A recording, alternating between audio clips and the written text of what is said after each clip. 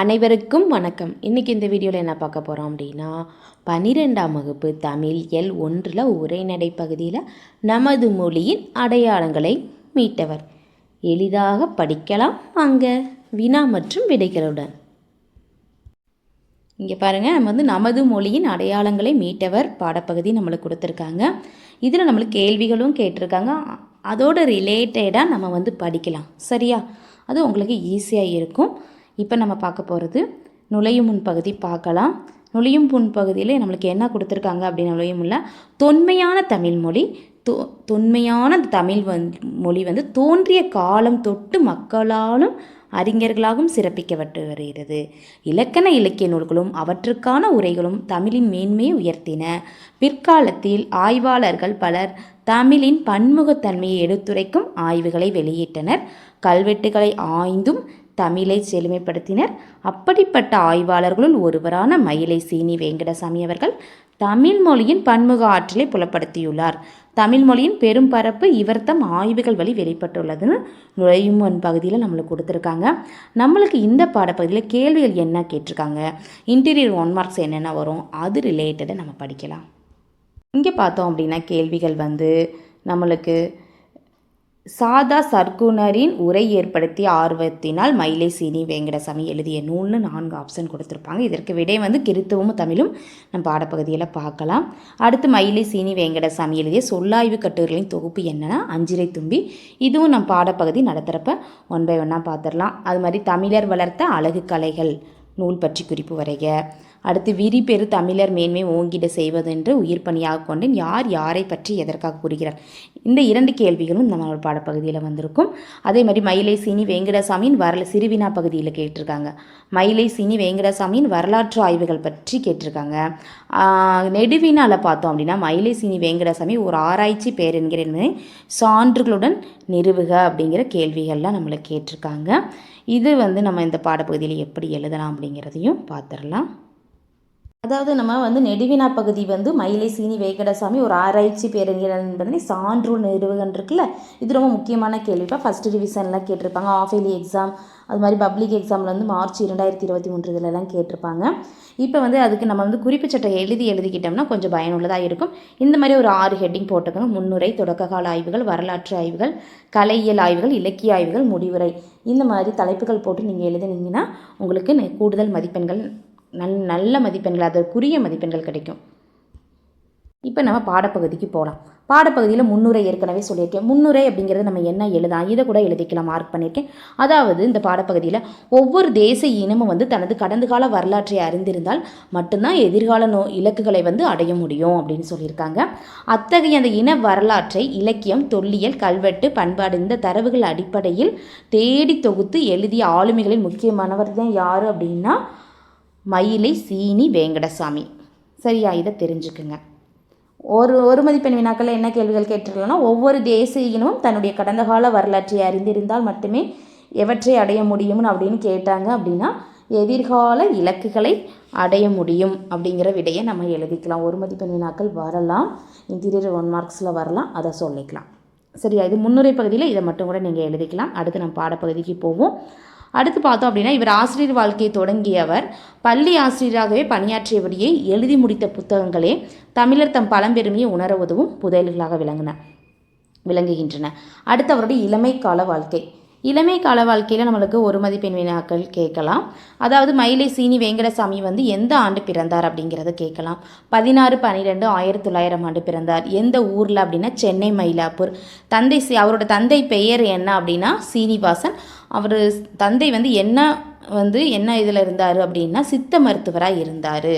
அவர் என்ன தொழில் புரிந்தார் அப்படின்னா சித்த மருத்துவர். அவருடைய அண்ணன் பெயர் கோவிந்தராஜன்.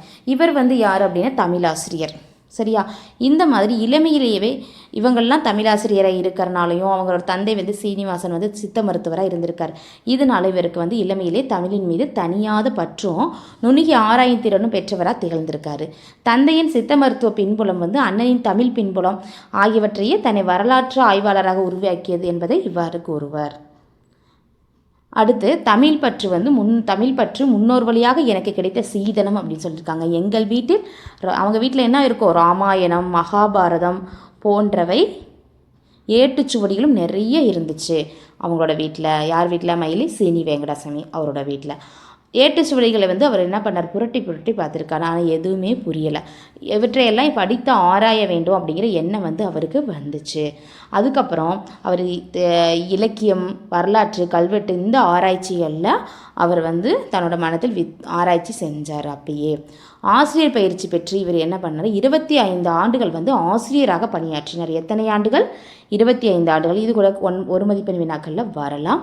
அடுத்து பாடம் கற்பிக்க நேரத்தை தவிர மற்ற நேரங்களில் பார்த்தோம் அப்படின்னா அவர் வளாகம் சாராத ஆய்வாளர்களாக தம்மை வந்து உருவாக்கி கொண்டார்.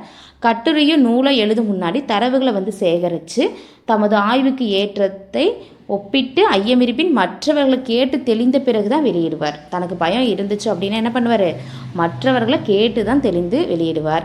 அதில் பார்த்தோம் அப்படின்னா அறிஞர் பெருமக்கள் இவரோட யார் யார் இருந்திருக்காங்க அப்படின்னா விபுலானந்த அடிகள். இது நம்மளுக்கு வந்து பார்த்தோம் அப்படின்னா குருவினா பகுதியில் கூட நம்மளுக்கு கேட்கலாம்.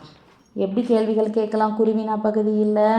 மயிலை சீனி வெங்கடசாமி அவர்கள் தொடர்பு கொண்டிருந்த அறிஞர் பெருமக்கள் யாவர் அப்படின்னு நம்மளுக்கு வந்து குருவினால் கேட்டாங்கன்னா எப்படி விடை எழுதுவீங்க?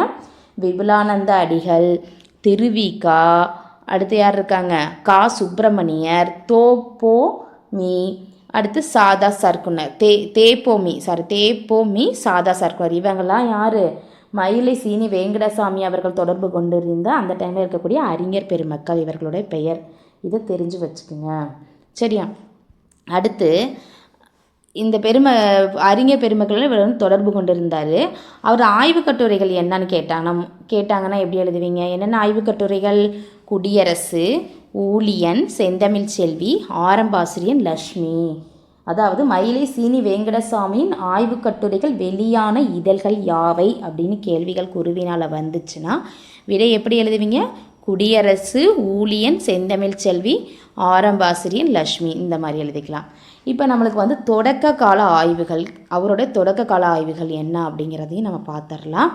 இப்போ வந்து ஏற்கனவே நம்ம சொன்னோம், நம்ம கேள்விகள் வந்து நெடுவினா பகுதியில் ஆராய்ச்சி பேரறிஞர் அப்படிங்கிறது அந்த நெடுவினா பகுதியில் குறிப்பு சட்டகத்தில் பார்த்துருப்பீங்க. முன்னுரை வந்து நம்ம ஏற்கனவே எதை எழுத சொல்லியிருந்தோம்? இங்கே இருக்குது பாருங்கள். இதில் இருந்து இது வரலும் முன்னுரை எழுதி முடிச்சுட்டு அடுத்த தலைப்பு என்ன போட்டுக்கிறீங்க அப்படின்னா தொடக்க கால ஆய்வுகள்னு தலைப்பு போட்டுக்கிட்டு நீங்கள் எழுத ஆரம்பிச்சிடலாம். என்னென்ன பாயிண்ட்ஸ் எழுதலாம் அப்படிங்கிறத நான் சொல்கிறேன். இதில் ஒரு மதிப்பெண் வினாக்கள் எது வரும் அப்படின்னு பார்த்தீங்க அப்படின்னா 1934 தேப்போ மீனாட்சி, தேப்போ மீ நம்ம ஏற்கனவே சொன்னோம்ல, தேப்போ மீ அதோட விரிவாக்கம் திருவிக்கா தேப்போ மீன்னு சொன்னோமா இல்லையா? அந்த அறிஞர் பெருமக்கள் அந்த தேப்போ மீனா தேப்போ மீனாட்சி சுந்தரனார் பேர் தான். இவர் வந்து சிந்தாதிரிப்பேட்டை உயர்நிலைப்பள்ளியில் நடத்திய தமிழ் ஆராய்ச்சி மாநாட்டில் வந்து சாதா சர்க்குனர் கிறித்துவமும் தமிழும் என்ற பொருள் குறித்து உரையாற்றியிருக்கிறார். அதாவது எப்படி கேள்விகள் இது ஒரு மதிப்பெண் வினாக்களில் வரலாம்.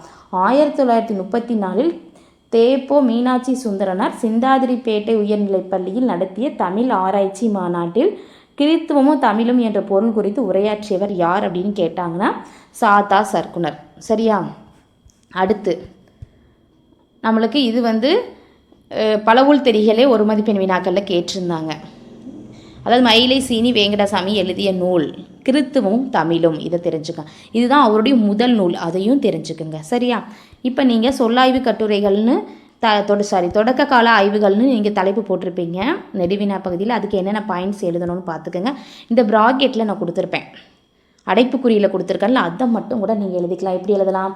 மயிலை சீனி வெங்கடசாமி அவர்கள் முதலில் கிறித்துவமும் தமிழும் என்னும் நூலை எழுதினார். அடுத்து என்ன எழுதலாம்? பௌத்தமும் தமிழும் சமணமும் தமிழும் இந்த நூல்களை வந்து இயற்றினார். அடுத்து தமிழ் எழுத்தியலின் வளர்ச்சியை வந்து நன்கு உணர்ந்துள்ளார். இங்கே கீழே இருக்கும், இங்கே கொடுத்துருக்கேன். அது கல்வெட்டு ஆய்வில் இவருக்கு பயிற்சி அதிகம், இதையே எழுதிக்கலாம். அது மாதிரி தமிழ் எழுத்தியலின் வளர்ச்சியை நன்கு உணர்ந்தவர். வட்டெழுத்து, கோல் எழுத்து, தமிழ் பிராமி ஆகியவற்றில் புலமை பெற்றிருந்த காரணத்தால் சாசனங்களை அவராக வாசிக்க முடிந்தது அப்படிங்கிறதும் நீங்கள் எழுதிடலாம். அவர் எந்த துறையில் வந்து கவனம் செலுத்தினார் அப்படிங்கிறத நீங்கள் தெரிஞ்சுக்குங்க. என்னென்ன துறை அப்படிங்கிற கேள்விகள் வந்துச்சு அப்படின்னா இது வந்து குருவினா பகுதியில் கேட்கலாம். நம்மளுக்கு வந்து ஹைலைட் பண்ணியிருக்கிறது எல்லாமே கொஞ்சம் தெளிவாக படிச்சுக்குங்க. அதாவது மயிலை சீனி வெங்கடசாமி கவனம் செலுத்திய துறைகள் யாவைன்னு கேட்கலாம். அல்லது மயிலை சீனி வெங்கடசாமியில் எத்துறைகளில் ஆய்வு புரிந்தார்னு கேட்டாங்க அப்படின்னாலும் சமயம், மானுடவியல், தமிழக வரலாறு, தொல்பொருள் ஆய்வு, கலை வரலாறு, கலை வரலாறு மொழி ஆய்வு இதை விட எழுதிக்கலாம் குருவினால். ஆனால் வந்து நெடுவினா பகுதியில் நான் ப்ராக்கெட்டில் போட்டிருக்கேன், அந்த அடைப்புக்குறியில் போட்டது மட்டும் நீங்கள் எழுதிக்கலாம். சரியா? எழுதி முடிச்சுட்டு அடுத்து வேறு என்ன இதில் கொடுத்துருக்காங்க, இது ஒரு மயிலை சீனி வந்து ஏன்னா ஒரு தமிழ் தேனி அப்படிங்கிறதையும் தெரிஞ்சுக்குங்க. இவர் அருவியின் வாயில்களை நோக்கி அவருடைய கால்கள் வந்து நடந்தது, நூலகங்களே அவரது தாயங்கள் ஆகின. இந்த பாயிண்ட்ஸ் எல்லாம் தெரிஞ்சு வச்சுக்கோங்க. நீங்கள் நெடுவினா எழுதுறதுக்கு ரொம்ப பயனுள்ளதாக இருக்கும். நெடுவினால எது எழுதுறதுக்கு அந்த குறிப்பு சொற்றொடர்கள் எழுதினீங்களா, அதில் முன்னுரை தொடக்க கால ஆய்வுகள் தலைப்பு கீழே எழுதுறதுக்கு பயனுள்ளதாக இருக்கும். அடுத்து வரலாற்று ஆய்வுகள்னு தலைப்பு போட்டுக்கோங்க. நெடுவினால தலைப்பு போட்டுட்டு வரலாற்று ஆய்வுகள் வந்து நெடுவினாலே நம்மளுக்கு கேட்டிருந்தாங்க புத்தகத்தில். சிறுவினா பகுதியில் பார்த்தோம் அப்படின்னா மயிலை சீனி வேங்கடசாமியின் வரலாற்று ஆய்வுகள் பற்றி விளக்குக அப்படின்னு கேட்டிருந்தாங்க. அப்போ ஒரு மதிப்பெண் வினாக்கள்லேயும் நம்மளுக்கு வருது, சிறுவினா பகுதியிலையும் வருது. அது மாதிரி வந்து நெடுவினா பகுதியிலையும் வரலாற்று ஆய்வுகள்னு தலைப்பு போட்டு அதுக்கு கீழே இது எழுதிக்கலாம். இரண்டில் ஏதாவது ஒன்றுக்கு விடை படித்தாவே போதும், இதில் எழுதிக்கலாம். இப்போ வரலாற்று ஆய்வுகள் கீழே என்ன எழுதலாம், இங்கே அடைப்புக்குறியில் போட்டிருக்கேன் பாருங்கள், அதை அப்படியே எழுதிக்கிங்க. 1950 போஆ கிபி 3ஆம் நூற்றாண்டு தொடங்கி போஆ கிபி 9ஆம் நூற்றாண்டுக்கு இடைப்பட்ட காலங்களில் என்னது ஆட்சி புரிந்த மன்னர்களை பற்றிய ஆய்வில் வந்து ஈடுபட்டார். அது மாதிரி பார்த்தோம் அப்படின்னா அவர் யார் எந்த மன்னனை பற்றி எழுதினார், பல்லவ மன்னனை அப்படிங்கிறதெல்லாம் கேட்கலாம். அதாவது மகேந்திரவர்மன் நரசிம்மவர்மன் ஆகியோர் குறித்த நூல்களை தொடர்ந்து 3ஆம் நந்திவர்மன் என்னும் பல்லவ மன்னனை பற்றியும் அவர் வந்து எழுதியிருக்காரு, இதை தெரிஞ்சுக்குங்க. அடுத்து வந்து பார்த்தோம் அப்படின்னா இதனால் இது தமிழின் அம்மன்னனை பற்றி எழுதப்பட்ட முதல் நூல் அப்படிங்கிற பெருமை பெற்றது. அடுத்து அடைப்புக்குறியில் என்ன கொடுத்துருக்கேன், சங்ககால மூவேந்தர்கள், கொங்கு நாட்டு மன்னர்கள், துளு நாட்டு மன்னர்கள், களப்பிரர் மற்றும் இலங்கை குறித்த வரலாறு ஆகியவற்றை எழுதினார். அடுத்து அரசியல் பண்பாடு மற்றும் கலை வரலாறுகளையும் பதிவு செஞ்சார். இதெல்லாம் வந்து இந்த தலைப்பு கீழே எழுதிக்கிங்க. வரலாற்று ஆய்வுகள் கேட்டாங்கன்னா இதில் எழுதிக்கிங்க. நெடுவினால அந்த தலைப்பு கீழே இதை எழுதிக்கலாம். அடுத்து பாருங்கள், இவர் தான் அவர் மயிலை சீனி வேங்கடசாமி, நம்ம புத்தகத்தில் கொடுத்துருப்பாங்க. அடுத்து வேறு என்ன பாயிண்ட்ஸ் எல்லாம் எழுதலாம் அப்படின்னா ஒரு மதிப்பெண் வினாக்களில் வந்து சங்க காலத்துக்கு பிற்பட்ட காலத்தில் தமிழகத்தை களப்பிரர்கள் என்ற மன்னர்கள் வந்து ஆட்சி புரிந்தனர். அப்படி சங்க காலத்து அப்போ எப்படி கேள்விகள் கேட்கலாம் அப்படிங்கிறது இருண்ட காலம்னு என்ன காலம், களப்பிரர்கள் காலம் அப்படிங்கிறத தெரிஞ்சுக்கலாம். 2 காலம் அப்படிங்கிறது என்னது, களப்பிரர்கள் ஆட்சி செய்த காலம்தான் இருண்ட காலம் அப்படிங்கிறது சொல்லுவாங்க. அது சங்க காலத்துக்கு பிற்பட்ட காலத்தில் தமிழகத்தை எந்த மன்னர்கள் ஆண்டனர் அப்படின்னு கேட்டோன்னா களப்பிரர்கள் ஆண்டனர் அப்படின்னு சொல்லலாம். அது மாதிரி தமிழக வரலாற்றில் வந்து இருண்ட காலம் அப்படிங்கிறது வரலாற்று ஆசிரியர்கள் குறிப்பிடுறாங்க அப்படின்னா களப்பிரர்கள் காலத்தை தான் இருண்ட காலங்கள் அப்படின்னு குறிப்பிடுறாங்க அப்படிங்கிறது தெரிஞ்சுக்குங்க. அடுத்து நம்ம வந்து நெடுவினா பகுதியில் என்ன எழுதலாம், களப்பிரர் குறித்த புதிய கண்ணோட்டத்தை களப்பிரர் ஆட்சியில் தமிழகம் என்னும் நூல் மூலம் வெளிப்படுத்தினார் மட்டும் எழுதலாம். இந்த அடைப்புக்குறியில் இருக்கிற பாயிண்ட்ஸ் மட்டும் நெடுவினா பகுதியில் நீங்கள் ஆட் பண்ணிக்கலாம். அந்த தலைப்பு கீழே இந்த தலைப்பு கீழே தொடக்க கால ஆய்வுகள் தலைப்பு கீழேயும் இந்த ப்ராக்கெட்டில் இருக்கிறதெல்லாம் ஆட் பண்ணிவிட்டு வரலாற்று ஆய்வுகள் தலைப்பு கீழே இதெல்லாம் பார்த்துக்கோங்க, நோட் பண்ணி வச்சுக்கோங்க உங்கள் புத்தகத்தில். வரலாற்று ஆய்வுகள் சிறுவினா பகுதியிலையும் விடையாக இருக்குது, அப்படியே எழுதிக்கலாம். நெடுவினா பகுதியிலையும் நீங்கள் இன்க்ளூட் பண்ணிக்கலாம். அடுத்து கலையியல் ஆய்வுகள் பார்க்கலாம். கலையியல் ஆய்வுகளில் ஒரு மதிப்பெண் வினாக்கள் என்ன இருக்குது அப்படின்னா கலையியல் சார்ந்து தமிழில் வெளியான பல நூல்களுக்கும் மயிலை சீனி வேங்கடசாமி தான் வழிகாட்டியாக விளங்கினார். இது எப்படி கேட்கலாம், கலையியல் சார்ந்து தமிழில் வெளியான பல நூல்களுக்கும் யார் வழிகாட்டியாக விளங்கினார் அப்படின்னா மயிலை சீனி வேங்கடசாமி. அடுத்து என்ன முக்கியமானது இதில் கொடுத்துருக்காங்க அப்படிங்கிறத அப்படியே பார்த்துக்குங்க. அதாவது இது வந்து இந்த தலைப்பு கீழே கலையியல் ஆய்வுகள் அப்படிங்கிற தலைப்பு கீழே நெடுவினா பகுதியில் 4வது தலைப்பு கலையியல் ஆய்வுகள், அதுக்கு கீழே இந்த பாயிண்ட்ஸ் எழுதிக்கிங்க. நம்ம அடைப்புக்குறியில் இருக்குல்ல இந்த பாயிண்ட்ஸை எழுதிக்கலாம். அதாவது தமிழரது கலைத்திறனை எடுத்துரைக்கும் தமிழர் வளர்த்த அழகு கலைகள் என்னும் நூல் வந்து கவின்கலைகள் குறித்து தமிழில் வெளிவந்த முதல் நூல், முழுமையான முதல் நூல் அப்படின்னு சொல்கிறாங்க. இந்த நூல் வந்து தமிழக அரசின் முதற் பரிசை பெற்றது அப்படிங்கிறது குறிப்பிடத்தக்கது. இறைவன் ஆடிய 7 வகை தாண்டவம், நுண்கலைகள், இசைவாணர் கலைகள் ஆகியவை கலை பற்றிய இவருடைய பிற நூல்கள். சரியா, கலை பற்றிய பிற நூல்கள் எவைன்னு கேட்டாங்கன்னா என்னென்ன நூல்கள்னு எழுதிக்கிங்க. இறைவன் ஆடிய 7 வகை தாண்டவம், நுண்கலைகள், இசைவாணர் கதைகள், இதெல்லாம் வந்து நம்மளுக்கு வந்து இன்டீரியர் அதாவது குருவினால் கேட்கலாம். சரியா, அடுத்து வந்து இதில் இது கேட்கலாம், தமிழர் வளர்த்த அழகு கலைகள் பற்றி குறிப்பு வரைக நம்மளுக்கு வந்து குருவினா பகுதியில் அந்த கேள்வி வந்திருக்கும், நீங்கள் பார்த்துருப்பீங்க. அதற்கு விடையாக இதை எழுதிடலாம். அதாவது தமிழர் கலைத்திறனை எடுத்துரைக்கும் தமிழர் வளர்த்த அழகி கலைகள் என்னும் நூல் கவின் கலைகள் குறித்து தமிழில் வெளிவந்த முழுமையான முதல் நூல்னு நீங்கள் எழுதிக்கலாம். குருவினால முதல் கேள்விக்கான விடையா. இப்போ குருவினாக்கு முதல் கேள்விக்கான விடையும் பார்த்துட்டோம், சிறுவினால வரலாற்று ஆய்வுகளும் பார்த்தாச்சு, நெடுவினா பகுதிக்கான விடையும் பார்த்துட்ருக்கோம். 1 by 1 அப்படியே நம்ம வந்து எக்ஸ்ப்ளனேஷன் பார்த்துட்ருக்கோம். இந்த பிராக்கெட் வரலுமே எழுதிக்கலாம். நூல்களின் படங்களை தானே வரைந்து வெளியிட்டது இவரது கலைத்திறனுக்கு சான்றாகும்னு எழுதிக்கலாம்.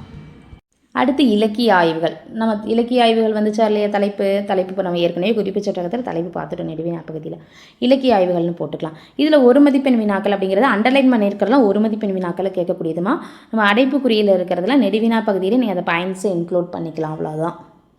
இப்போ இலக்கிய ஆய்வுகளில் பார்த்தோம் அப்படின்னா 1962ஆம் ஆண்டு அண்ணாமலை பல்கலைக்கழக தமிழ் துறையின் அறக்கட்டளை சொற்பொழிவு ஒன்றினை வந்து மயிலை சீனி வெங்கடசாமி வந்து நிகழ்த்தினார். அது எப்படி கேள்விகள் கேட்கலாம்?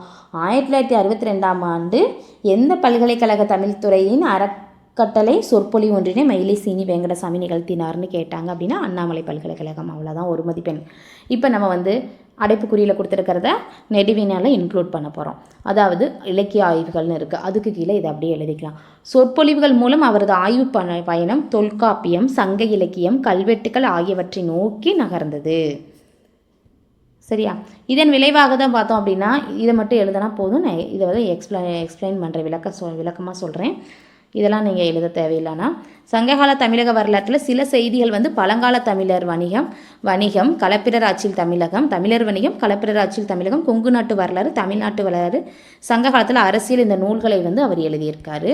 அடுத்து ஆய்வுகளில் மயிலை சீனி வெங்கடசாமியின் குறிப்பிடத்தக்க பங்களிப்பை கூறணும் அப்படின்னா இந்த பாயிண்ட்டை இன்க்ளூட் பண்ணிக்கோங்க நெடுவினால.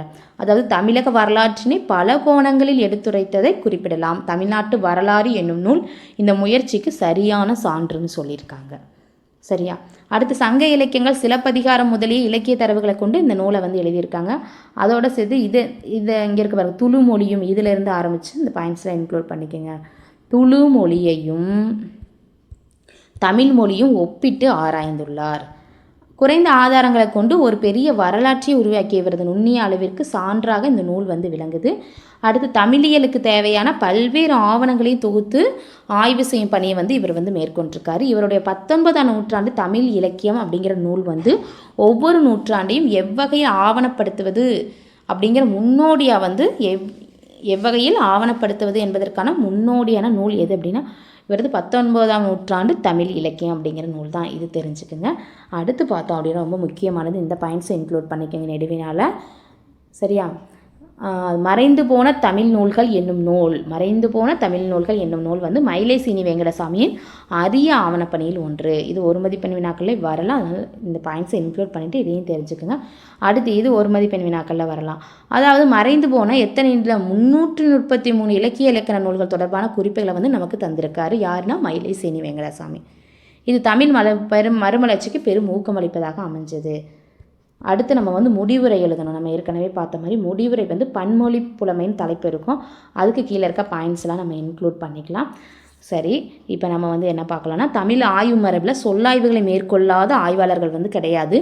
நீண்ட வரலாறு கொண்ட அந்த மொழியின் சொற்களில் ஆய்விற்குரிய சான்றுகள் வந்து மிகுதியாக இருக்கும். மயிலை சீனி வெங்கடசாமியின் இத்தகைய அந்த சொல்லாய்வு பணிகளை தொடர்ச்சியாக மேற்கொண்டு வந்திருக்காரு. இதில் என்ன பாயிண்ட்ஸ் இன்க்ளூட் பண்ணலாம் முடிவுரையிலன்னா இங்கே இருக்குது பாருங்கள், இந்த பாயிண்ட்ஸ் தான். அதாவது செந்தமிழ் செல்வி என்னும் இதழில் அவர் எழுதிய சொல்லாய்வு கட்டுரைகள் அஞ்சுரை தும்பி என்ற தொகுப்பாக வந்து வெளியிடப்பட்டது. இதை எழுதிக்கிங்க. இது வந்து ஒரு மதிப்பெண் வினாக்களே வந்துச்சு, நீங்கள் பார்த்துருப்பீங்க அஞ்சுரை தும்பி அப்படிங்கிறது. அடுத்து மயிலை சீனி வெங்கடசாமி அவர்கள் எந்த மொழிகளில் பயிற்சியுடையவர் அப்படின்னா மலையாளம், கன்னடம், சமஸ்கிருதம், பாலி, ஆங்கிலம். மத்த விலாசம் என்ற நாடக நூலை எழுதியவர் யார் அப்படின்னாலும் தமிழாக்கம் மகேந்திரவர்மன் இயற்றிய மத்த விலாசம் என்ற நாடக நூலை ஆங்கிலம் வழியாக தமிழாக்கம் செய்தவர்.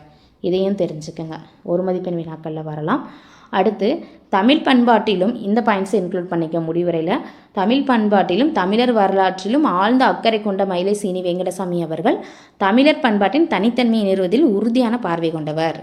அடுத்து ஒரு மதிப்பெண் வினாக்களில் வரலாம். 20ஆம் நூற்றாண்டின் தொடக்கத்தில் தான் இந்தியவியல் என்ற வட்டத்திற்குள் பேசப்பட்ட தமிழகத்தின் வரலாற்றை அதிலிருந்து மீட்டு திராவிட இயலாக அடையாளப்படுத்துவதில் இவருடைய பங்கு வந்து குறிப்பிடத்தக்கது.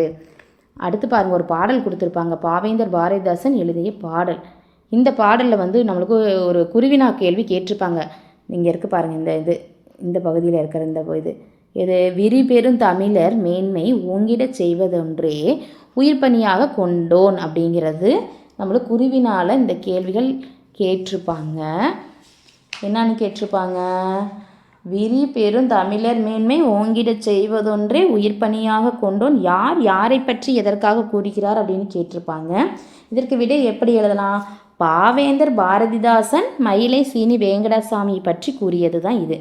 அடுத்து யாரை எதற்காக கூறுகிறார் அப்படின்னா, தமிழ் பணியை தம் உயிர் பணியாக மேற்கொண்ட மயிலை சீனி வேங்கடசாமியின் பணியை போற்றி பாரதிதாசன் கூறுகிறார். அந்த மாதிரி நம்ம எழுதிக்கலாம். சரியா? நான் ஏற்கனவே அனைத்து பாடத்திற்கும் வினாக்களுக்கான விடைகள் போட்டிருக்கேன். கீழே டிஸ்கிரிப்ஷன் பாக்ஸில் லிங்க் இருக்கும், அதில் போய் பார்த்துக்குங்க. வேறு என்ன இருக்குது சொல்லியிருக்காங்க? நான் கதைகளையும் நவீனங்களையும் எழுதுகிறவன் அல்லன், வரலாற்று ஆராய்ச்சி நூல்களையும் தமிழ் இலக்கிய ஆராய்ச்சி நூல்களையும் எழுதுகிறவன். யார்? மயிலை சீனி வெங்கடசாமி அவர்கள். ஆராய்ச்சி நூல்களை பெரும்பான்மையோர் படிப்பதில்லை, இதை மிக சிறுபான்மையோரே படிக்கின்றனர் என்பதை நன்றாக தெரிந்தே ஆராய்ச்சி நூல்களை எழுதுகிறேன் என்று மயிலை சீனி வெங்கடசாமி வருந்தி எழுதியுள்ளார். இது வரலாற்றின் மீதுள்ள அவருடைய ஈடுபாட்டையும் உழைப்பையும் எடுத்துக்காட்டுவதோடு தமிழர் தம் வரலாற்றை பொருட்படுத்தாத போக்கினையும் உணர்த்தது அப்படிங்கிறாங்க இந்த பாடத்தில். அடுத்து பார்த்தோம் அப்படின்னு இந்த உரைநடையில் என்னது? ஆராய்ச்சி பேரறிஞர். நம்ம ஏற்கனவே சொன்னோம், நெடுவினால் நம்மளுக்கு என்ன கேட்டிருந்தாங்க? மயிலை சீனி வெங்கடசாமியை ஒரு ஆராய்ச்சி பேருங்க சான்றுடன் நிறுவுக அப்படின்னா ஒவ்வொரு சான்றையும் நம்ம கொடுத்துட்டோம். என்னென்னது? அவருடைய தொடக்க கால ஆய்வுகள், வரலாற்று ஆய்வுகள், கலையியல், இலக்கிய ஆய்வுகள், இது எல்லாமே கொடுத்தாச்சு. இது இந்த ஆராய்ச்சி பேரறிஞர் அப்படிங்கிறது சேர்த்து எழுதினாலும் எழுதலாம், இல்லை தேவையில்லைன்னா விட்டுறலாம், ஒன்றும் பிரச்சனை இல்லை. இதை பற்றி தெரிஞ்சுக்குங்க. சரியா? ஆராய்ச்சி மயிலை சீனி வெங்கடசாமி வந்து பல ஆய்வுகள் தமிழர்களுக்கு முதலாக வழங்கப்பட்டவை. அறிஞர்களுக்கு மட்டுமின்றி பொதுமக்களுக்கும் அறிவிருந்து படைத்தவர்.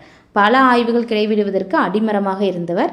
தமிழக வரலாற்று கழகத்திலும் தமிழகம் புலவர் குழுவிலும் உறுப்பினராக இருந்து பெருந்தொண்டாற்றிய மயிலை சீனி வெங்கடசாமியை பாராட்டி இது ஒரு மதிப்பெண் வினாக்களில் வரலாம்.